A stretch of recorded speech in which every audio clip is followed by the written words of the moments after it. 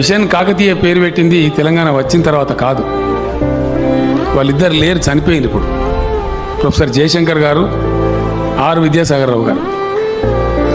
తెలంగాణ వస్తుందన్నప్పుడల్లా మేము కూర్చుండేది రాత్రి 2, 3, 3:30 కూడా అయ్యేది. వస్తే తెలంగాణ ఎక్కడ పని మొదలు పెట్టాలి, ఎక్కడి నుంచి స్టార్ట్ కావాలి. గ్రామీణ ఆర్థిక వ్యవస్థ మొత్తం చిన్న భిన్నం అయిపోయింది, నాశనం అయిపోయినాం. కాకతీయ రెడ్డి రాజులు మనకు ఏదైతే వాళ్ళ ఎట్లా వచ్చిందో వాళ్ళకి జ్ఞానం, వాళ్ళ పుణ్యం కట్టుకుని మనకి ఇంత పెద్ద వ్యవస్థ ఇస్తే ఈ సమైక్య పాలకులు దాన్ని నాశనం చేసినారు.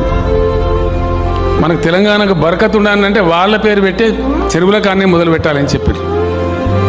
అందుకే మన గవర్నమెంట్ మొట్టమొదటి టేకప్ చేసిన ప్రోగ్రాం ఈ రాష్ట్రంలో మిషన్ కాకతీయ. ఇంతకుముందే రామారావు చెప్తున్నాడు, మా దగ్గర 6 మీటర్లు భూగర్భ జలాలు పైకి వచ్చినాయి. అది మిషన్ కాకతీయ పుణ్యమే. అంతకుముందు పల్లెలు తాంబాల కన్నా అధ్వానంగా అయిపోయినాడు మన చెరువులు.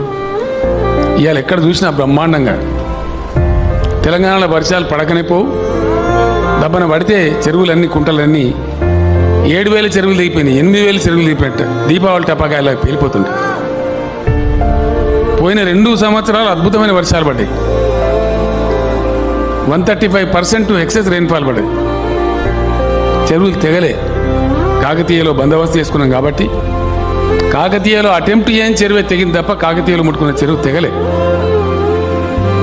తెలంగాణ తనను తాను పునర్నిర్మించుకున్న పద్ధతి ఏ విధంగా ఉందంటే అక్కడి నుంచి స్టార్ట్ అయ్యి చాలా దూరం పోయినాం, కాళేశ్వరం దాకా పోయినాం.